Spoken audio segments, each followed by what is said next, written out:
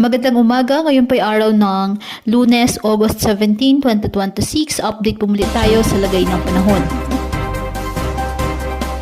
Southwest monsoon o habagat pa rin ngayon ang nakakaapekto sa Luzon at western section ng Visayas. Samantala, isang pong low pressure area ang namataan sa loob po ng PAR at may medium high chance na maging bagyo sa susunod po na 24 o hanggang 48 oras. At kung sakali po ay papangalan itong bagyong Neneng ng Pag-asa. Posible itong tumungo po sa Japan o Taiwan area. Ngunit magiging maulan ang linggong ito sa Metro Manila at kanlurang bahagi ng bansa dahil po sa paghatak nito ng habagat. Kasama na rin po ang potensyal na pagbuo ng isa pang sama ng panahon sa West Philippine Sea.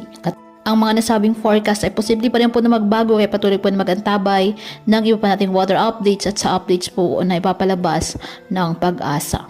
Mag-ingat po and God bless.